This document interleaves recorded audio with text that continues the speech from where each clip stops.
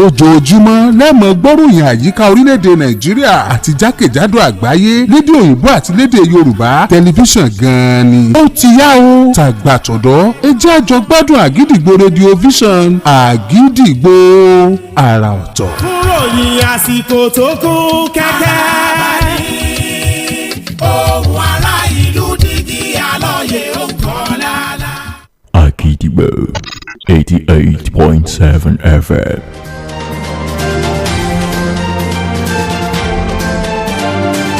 There's a lot to digest and a lot of voices to be heard. Stick to the frequency that amplifies these voices, stories and reports that make the difference. This is Agidigbo News, 88.7 FM.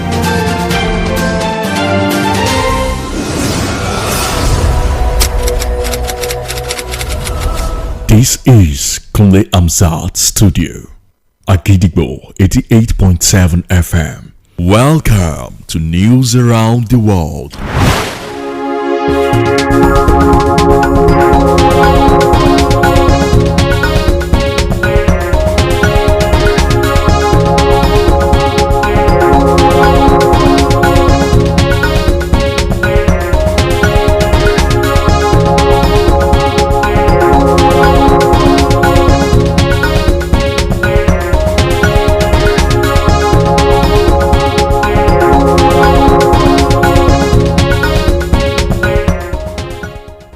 A very good evening and welcome to the news around the world on the most listened to radio station, Agidigbo 88.7 FM, Ibadan. I am Olamide Badmos. First, the headlines. First Lady's Renewed Hope Initiative donates 1 billion naira to Niger flood victims. Makinde pledges project completion before exit, confirms aircraft procurement. Trump threatens to substantially raise tariffs on Indian goods as it continues to buy Russian oil. Footballer Thomas Partey granted bail on rape charges. Now the details. Nigeria First Lady Oluremi Tinubu has donated 1 billion naira to support victims of the recent flooding in the Mokwa local government area of Niger State. The donation was made through the Renewed Hope Initiative RHI, the First Lady flagship humanitarian project, during a condolence visit to the state today. According to a post by the Senior Special Assistant to the First Lady on media, Busola Kukoyi, via a verified X handle, the First Lady presented a check for the sum and a consignment of relief materials to Governor Mohammed Umar Bago at the Government House in Mina. The visit follows the recent torrential rains that caused widespread devastation in Mokwa, displacing hundreds of residents and destroying homes, farmland, and infrastructure. The Oyo State Governor, Engineer Seyi Makinde, has announced the approval of a road construction project connecting Okaka to Igbojayi and the Afolayan Film Village, a move to set to enhance rural infrastructure and promote cultural tourism in the state. Governor Makinde made the announcement during the 1447 Idra celebration, where he also reflected on his administration journey so far and reiterated his commitment to completing all ongoing projects before the end of his tenure. Agidigbo FM News correspondent Oluwapemi Bamidele was at the luncheon held at the Presidential Lodge, Agodi, Ibadan.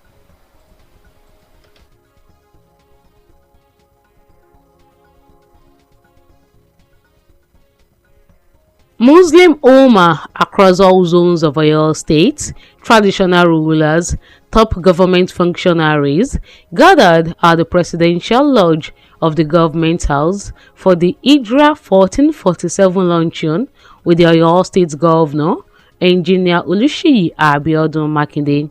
The governor in his address stated that by the end of September, the government will no longer embark on any major projects, and the focus instead will be on completing all ongoing projects to ensure that every initiative started under the administration is delivered before the end of its tenure.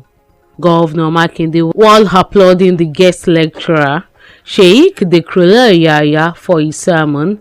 Governor Makinde highlighted that the sermon emphasized values such as religious tolerance, perseverance, and unity, noting that they have contributed to the relative peace and prosperity Oyo State has enjoyed in recent years. Earlier in his address, the Deputy Governor of Oyo State, Barrister Bayo Lawal, appreciated the Muslim Ummah for their consistent support to the Seyi Makinde-led administration for over the past 6 years and urged them to continue offering their valuable advice and prayers as the government works to deliver on its remaining promises.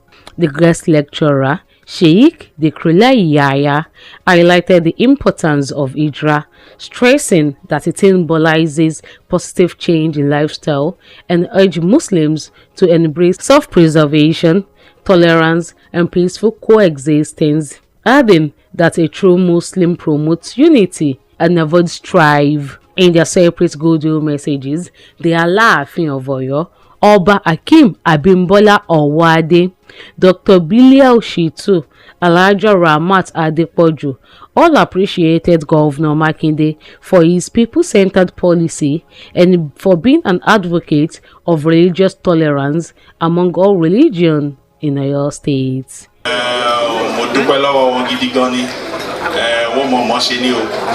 I remember the very thing I said to him when I was sitting down in his house. I said to him, I said, if we could have several hundreds of Governor Seyi Makinde in our society today, I said to him that the society will be a better place. And not just because of anything, because of his uprightness, because of his diligence. So I give him a lot of respect for that. The highlights of the event include presentation of gifts by the governor to the Deputy Governor of Oyo State, Barrister Bayo Lawal, royal fathers, chief imams across geopolitical zones in Oyo State, and the governor also presented 2 brand new buses, one to the guest speaker during the Omitotun Ramadan 2025 lecture, Imam Tailat Ailara, and the other to the Muslim community in Oyo State. Oluwapemi Bamidele, Agidigbo FM News. The Executive Governor of Oyo State, Engineer Oluseyi Abiodun Makinde, has officially inaugurated the newly appointed members of the Oyo State Judicial Service Commission. The swearing ceremony took place at the Executive Council Chamber of the Governor's Office, Secretariat, Agodi, Ibadan. Governor Makinde, while addressing the gathering, emphasized the importance of building strong institutions through collective responsibility, noting that leaders do not drop from the sky but emerge from within society. Chairman, Honorable Justice Akojopo Iroyin, Chief Judge of Oyo State, Barrister Akojopo Iroyin, Honorable Attorney General and Commissioner for Justice, Oyo State, Honorable Justice T.M. of the Ghanaian, President Customary Court of Appeal, and the Secretary, Mrs. N.O. Afisalam, to join the statutory members. I have the appointed members, Barrister Musa Adetunde S.A., Barrister Wahab Adediga, Chief Joshua Abiyoye, Mrs. Moyo Shori Ajani. So I hereby, by the powers conferred on me, declare Oyo State Judicial Service Commission inaugurated. Governor Makinde further stated that he would always go for talent wherever it is found, as long as it would serve the best interest of the state, stressing that what matters most is competence and the ability to contribute meaningfully to the progress of your state. He urged citizens to contribute meaningfully to the growth and integrity of governance and the judiciary in particular. The event had in attendance the Deputy Governor of Oyo State, Barrister Bayo Lawal, Chief of Staff, Honorable Segun Ogunwuyi, Secretary to the State Government, Professor Olanike Adeyemo, and several commissioners and government officials. The new Commissioner of Police in Oyo State, Femi Haruna, has assured residents of the state adequate protection of their lives and property. CP Haruna vowed to ensure that the state continued to be one of the safest and most peaceful states in Nigeria, where economic development and growth thrive. Agidigbo FM news correspondent Oluwakbemi Bamidele brings the reports. The Oyo State Police Command has unveiled its 48th Commissioner of Police, CP Femi Haruna, at the command's briefing room, located at the Oyo State Police Command Headquarters, Eleyele, Ibadan. Speaking with journalists at the command's headquarters, Eleyele, while resuming duty, CP Haruna said the command would continue to uphold its statutory responsibility without prejudice to background, orientation, philosophy, religion, or association. With the divine guidance of the Almighty God and your collaboration, I am confident that Oyo State will experience a robust policing environment that promotes peace and tranquility. The commissioner stated that though no society is completely devoid of crime, but the command will continue to work with sister security agencies, credible informants, vigilante group, Western Nigeria Security Network, codenamed Amotekun, and the media to degrade pockets of criminal activities. The command at this point will be consolidating on the already existing security modalities to further accommodate more actionable tools in the conscious bid to clamp down on criminal elements in Oyo State. Also, the command said it has arrested a four-man gang of hijackers involved in the diversion of goods on Sunday, 3rd August 2025, following intelligence received by its operative. According to the spokesperson of the command, Adewale Oshifeso, the diligent police officer of the Oyo State Police Command, apprehended the suspects at Golden Hotel, Gbagi, Ibadan. The command monitoring units intercepted a gang of 4 members that had hijacked this unregistered truck filled with about 654 bags of 20 kilograms salt. Investigations have commenced and they will be prosecuted upon conclusion of the investigation. The Oyo State Police Command further reiterated its commitment to ensuring the safety and security of citizens and will continue its efforts to track down other members of this criminal gang and urge the public to remain vigilant and report any suspicious activities to the nearest police station. Oluwakbemi Bamidele, Agidigbo FM News. It's time to link up with our United Kingdom studio for the foreign news. News from Hamza Studio at Gidigbo FM, United Kingdom. I am Olushola Damilola.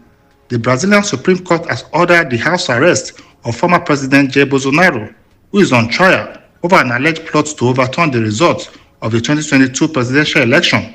Justice Alessandre issued the order on Monday when Bolsonaro failed to comply with the restriction previously imposed on him by the court, including the use of social media and cell phones.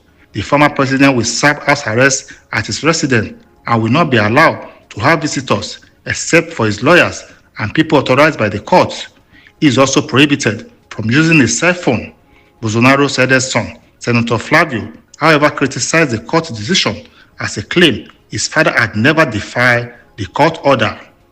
President Donald Trump on Monday said he will substantially raise tariffs on India for importing massive amount of Russian oil. Last week, Trump threatened a minimum 25% tariffs on goods coming from India to United States. However, the Indian authorities have pushed back, saying they are being unfairly targeted by the United States and the European Union. The Indian government promised to take all necessary measures to safeguard its national interest and economic security, according to a statement from the Ministry of External Affairs. And that ends the news. From Hamza Studio at Gidigbo FM, United Kingdom. I am Olushola Damilola. Welcome back. Now to the exciting world of sports. Former Arsenal footballer Thomas Partey has been granted conditional bail after being charged with 5 counts of rape and 1 count of sexual assault. The 32-year-old Ghanaian who appeared at Westminster Magistrate Court today was charged with the 5 counts of rape against 2 women and a charge of sexual assault against a 3rd woman. The alleged offences took place between 2021 and 2022 when he was playing for North London club Arsenal.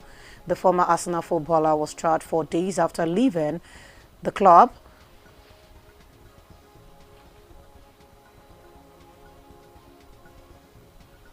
After leaving the club when his contract expired at the end of June, his next appearance is at the Old Bailey on 2nd September, as his bail conditions stated he cannot contact any of the 3 women and must notify police of any permanent changes of address or international travel. The footballer is reported to be preparing to join Spanish team Villarreal on a 1-year contract with the possibility of a further 12-month extension.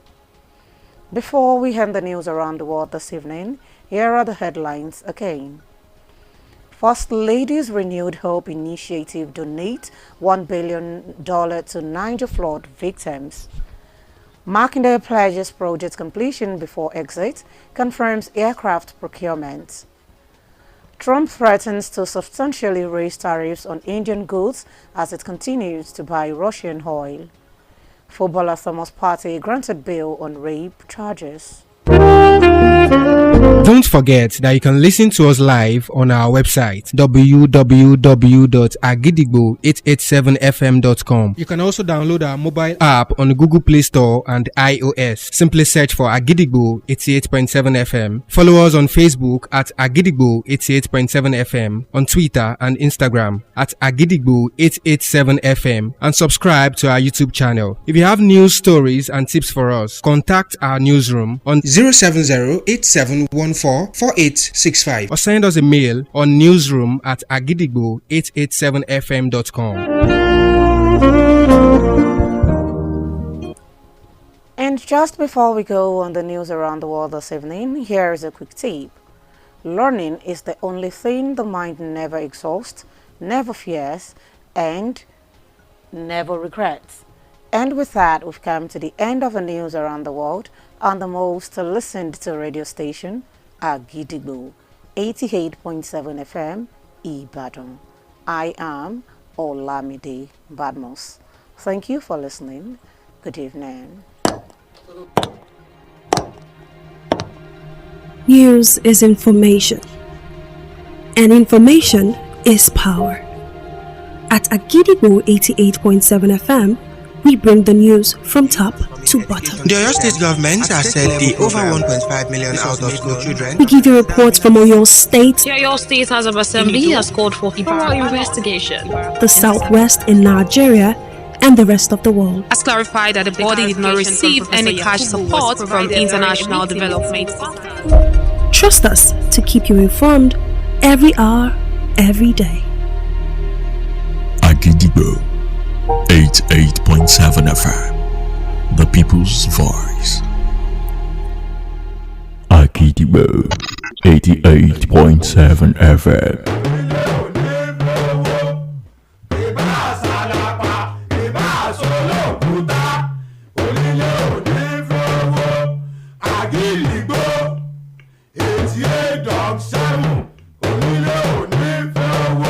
jẹ́jẹ́ ńlá gbọ̀ọ̀sùn òrìṣà oko ìyá kò gìrìgbà èèyàn tí ó gbà Ṣàngó tìgbó tìjù ni ó mọ̀ ìròyìn tó gbà lẹ́gbòkó tí ò lẹ́jà ń bákan nínú iléeṣẹ́ rédíò Àgídìgbò lẹ́ ó ti gbọ́ kárí àgbáyé ni wọ́n ń gbọ́ wá tilé toko làágbèjò.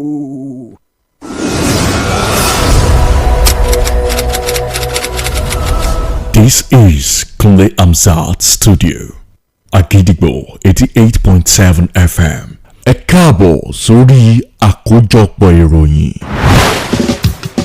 Níbo la ó ti gbọ́ Àgídìgbò? Níbo la ó ti gbọ́ Àgídìgbò?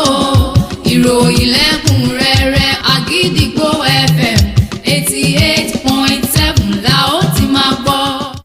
Ẹ káalẹ́ o.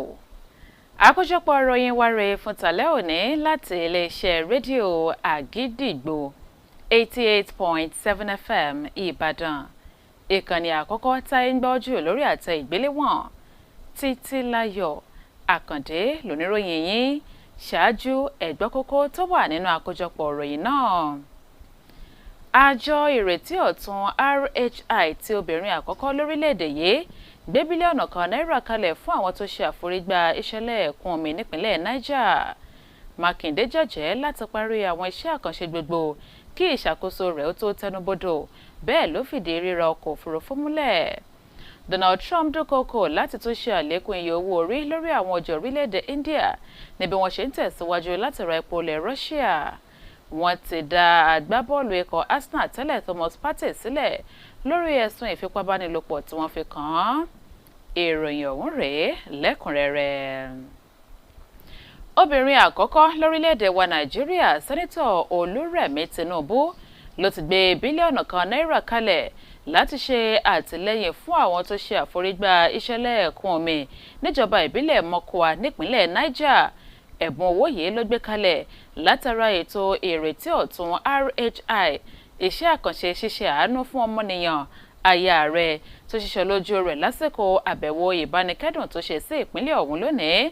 Gẹ́gẹ́ bí ọ̀rọ̀ kan tí amúgbálẹ́gbẹ̀ẹ́ àgbà lẹ́ka ìròyìn sí obìnrin àkọ́kọ́ ńlẹ̀ yìí, Bùsọ́lá Kúkọ̀yí fi sí ojú òpó X, Sẹ́nitọ̀ Olúrẹ̀mí Tinubu ló ṣe àgbékalẹ̀ sọ̀wédowó náà àtàwọn ohun amáratuni fún gómìnà ìpínlẹ̀ Niger Mohammed Umar Bago. Àbẹ̀wò aya rẹ̀ wáyé lẹ́yìn òjò alágbára tó ba ọ̀pọ̀lọpọ̀ dúkìá jẹ́ ní Mọ́kọ́à, tó sọ àwọn olùgbé ìlú náà di aláìnílé lórí, tó sì tún ba ọ̀pọ̀lọpọ̀ oko àti àwọn ohun amáyédẹrùn míì jẹ́. Gómìnà ìpínlẹ̀ Ọ̀yọ́ onímọ̀ ẹ̀rọ Ṣèyí Mákindé ló ti kéde fífi ọwọ́ sí iṣẹ́ àkànṣe ojú òpópónà Ọ̀kákà sí Igbójàyè àti abúlé eré àgbéléwò Àfọláyàn. Ìgbésẹ̀ láti mú àgbélárugẹ bá amáyédẹrùn lẹ́sẹ̀ kòkó àti ìrìn àjò afẹ́ nígbànú àṣà nípínlẹ̀ Ọ̀yọ́. Gómìnà Mákindé kéde ọ̀rọ̀ yìí lásìkò àjọyọ̀ ọdún tuntun àwọn mùsùlùmí Hijra 1447 níbi tó ti mẹ́nubà ìrìn àjò ìṣèjọba rẹ̀ látẹ̀yìnwá, tó sì ṣe àtẹnumọ́ ẹ̀jẹ́ rẹ̀ láti parí gbogbo iṣẹ́ àkànṣe àtúnṣe ojú ọ̀nà kí sáà rẹ̀ ó tó tẹnubodò. Akọ̀ròyìn wa Olúwapẹ̀mí Bámidélé wà níbi ayẹyẹ náà tó wáyé ní Agodi ìlú Ìbàdàn. Ẹ̀kúnrẹ́rẹ́ ààbọ̀ ìròyìn ọ̀hún rèé látẹnu Túndé Fálọlá. Àwọn mùsùlùmí jákèjádò ẹkùn ìpínlẹ̀ Ọ̀yọ́, àwọn ládéládé lóyèlóyè tó fi mọ́ àwọn èèkàn lẹ́ka ìjọba ni wọ́n péjú pésẹ̀ sílé ìgbàlejò ìjọba ìpínlẹ̀ Ọ̀yọ́ fún àpèjẹ ọdún Hijra 1447 pẹ̀lú gómìnà ìpínlẹ̀ Ọ̀yọ́ onímọ̀ ẹ̀rọ Ṣèyí Mákindé. Nínú ọ̀rọ̀ rẹ̀ èyí tó kà síta fún àwọn àlejò rẹ̀, gómìnà Ṣèyí Mákindé ṣàlàyé pé títí ìparí oṣù kẹsàn-án ìjọba ó ní kò ní gùn lé iṣẹ́ àkànṣe tuntun mọ́, léyìí tí yóò ní àfojúsùn ní píparí àwọn iṣẹ́ àkànṣe èyí tó ti dáwọ́lé lójúnà àti mú kí ìṣèjọba rẹ̀ kó lè láǹfààní àti ṣe àwọn àgbékalẹ̀ iṣẹ́ àkànṣe èyí tó ti ṣe àṣeyọrí rẹ̀ kí sáà ìṣèjọba rẹ̀ tó tẹnubodò. Nígbà tó ń gbé òṣùbà káre fún olùdánilẹ́kọ̀ọ́ níbi ètò náà, Sheikh Dikrolai, fún wáàsí rẹ̀, gómìnà Mákindé ṣàlàyé pé kókó wáàsí ọ̀hún ń ló ṣe àfihàn pàtàkì níní ẹ̀mí ìpamọ́ra àti ìfọkànsìn lágbọn ẹ̀sìn àti ìṣọ̀kan láàrin àwọn ẹ̀sìnjẹ̀sìn jákèjádò ìpínlẹ̀ Ọ̀yọ́, léyìí tó ṣe àpèjúwe rẹ̀ gẹ́gẹ́ bí ohun tó mú àlàáfíà àti ọrọ̀ bá ìpínlẹ̀ yìí, tó sì ti ń jẹ ìgbáládùn rẹ̀ láti àyébáyé. And that is the fact pé ó ṣe pé a can celebrate for the sake of celebration. Ọlọ́run ló dá wa sí títí di ọjọ́ ìní fún wa láti celebrate. Kò ṣe pé àwọn tí wọn ò sí níbí á dáa jù wọ́n lọ. Ó wù ọlá Ọlọ́run, òun ló dá wa sí títí di ọjọ́ ìní. Tọ́lọ́run bá wa dá wa sí constant ní gbogbo lecture yẹn, òun náà ní pé we must do our best for our state.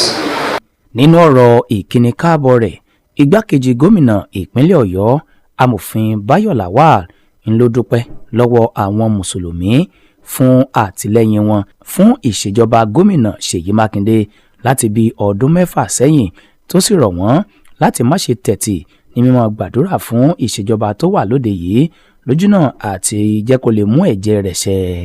Olùdánilẹ́kọ̀ọ́ àgbà níbi ètò náà Sheikh Dikirulai Yahya ń ló yànnàná pàtàkì ìjìra pẹ̀lú bó ṣe tẹnumọ́ wípé ipa pàtàkì ló ń kó nínú ìgbésí ayé àwọn mùsùlùmí tó sì rọ àwọn mùsùlùmí láti ní ẹ̀mí ìpamọ́ra àti gbígba àlàáfíà láàyè láwùjọ pẹ̀lú bó ti ṣe ṣàlàyé pé mùsùlùmí tòótọ́ ń ló máa ń gba ìṣọ̀kan àti àlàáfíà láàyè níbi yòówù tó bá bára rẹ̀.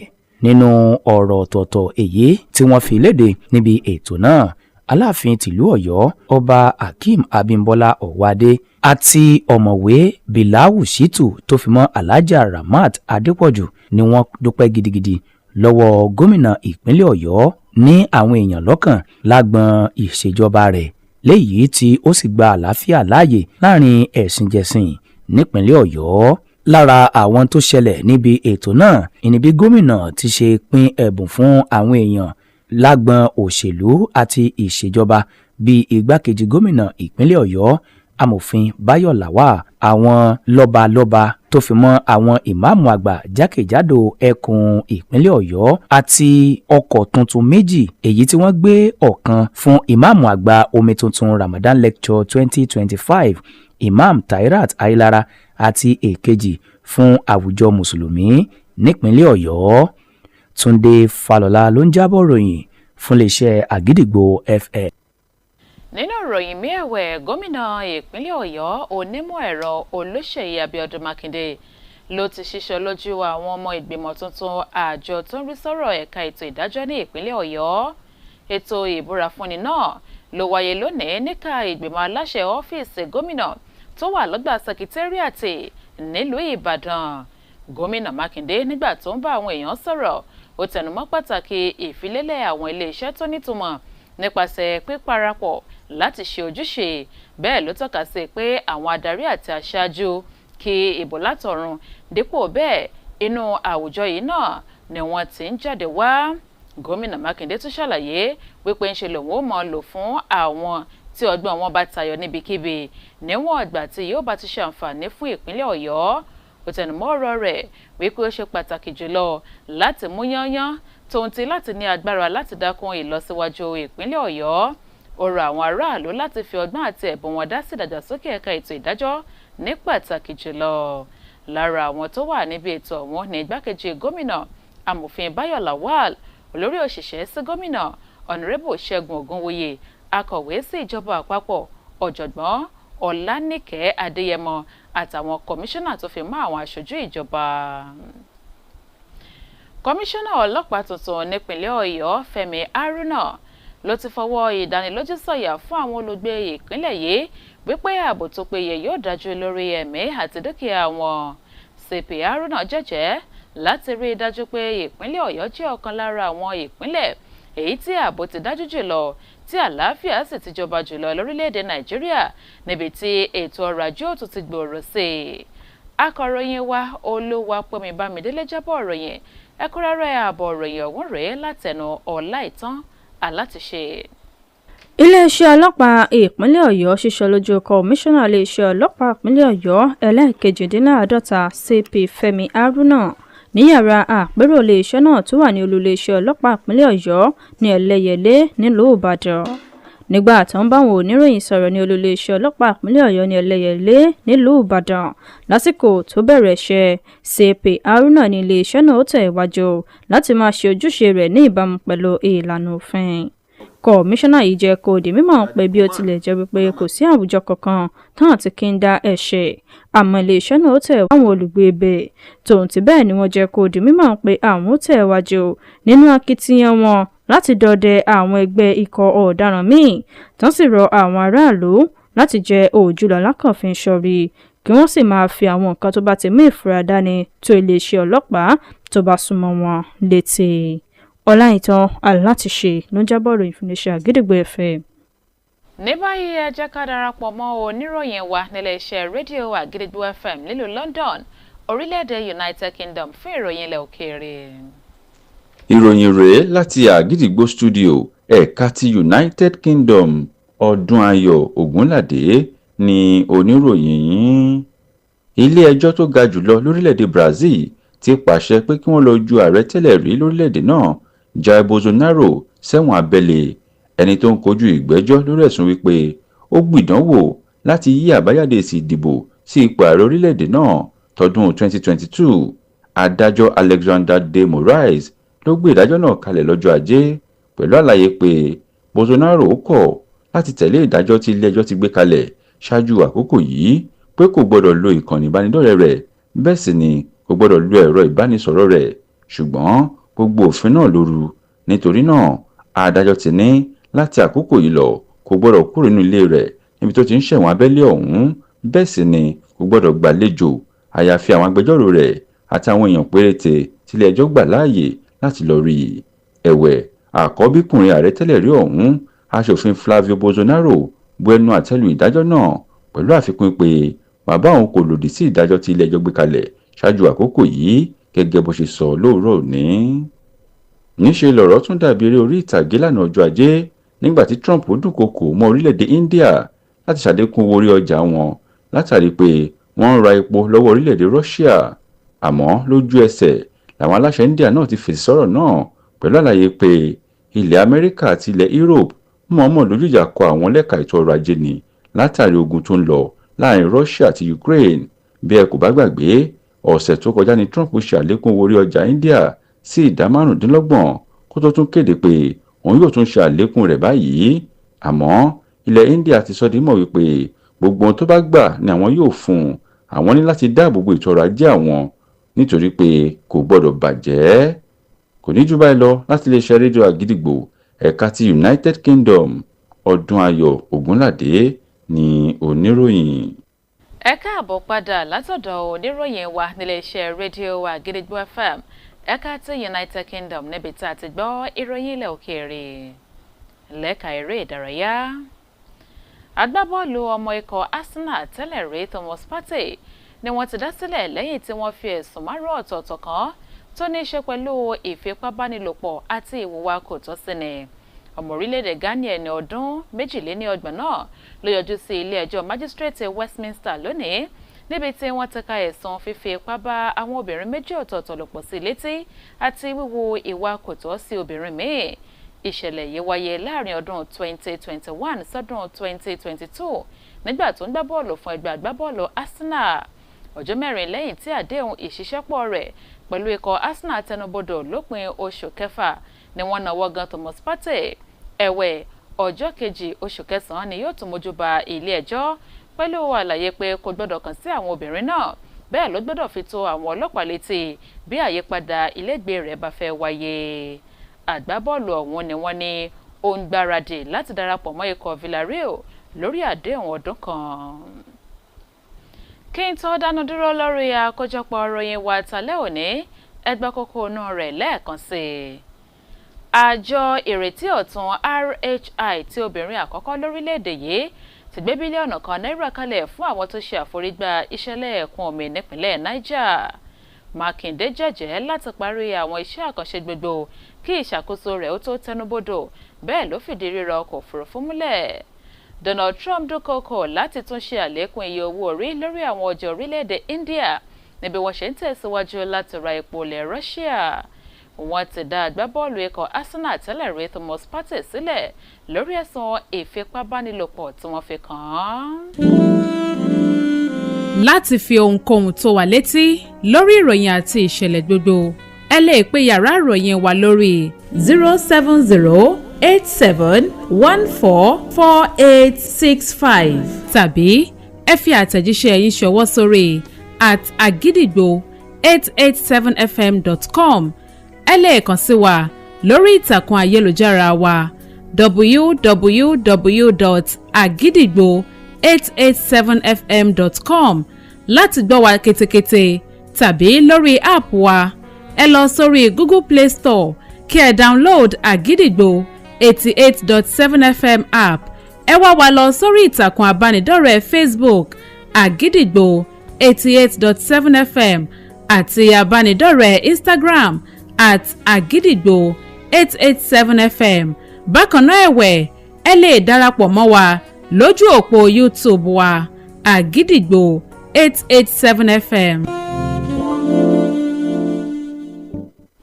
àmọ̀ràn wa talẹ́ òní ẹ̀kọ́ nìkan ni ohun kan ṣoṣo tí ọkàn ò lè kọ̀ bẹ̀rù tàbí kábàámọ̀ rẹ̀ láíláí ẹ̀kọ́ ò lópin gbìyànjú láti máa wá ìmọ̀ kún ìmọ̀. Ó pín àkójọpọ̀ ìròyìn wáre fún talẹ́ òní láti iléeṣẹ́ rédíò Àgídìgbò 88.7 FM Ìbàdàn ìkànnì àkọ́kọ́ táyé ń gbọ́ jù lórí àtẹ ìgbéléwọ̀n ìyókù tún di lọ́la fún àkótún ìròyìn Títílayọ̀ Àkàndé ló ti ń ròyìn àní síra wa o. Níbo la ó ti gbọ́ Àgídìgbò?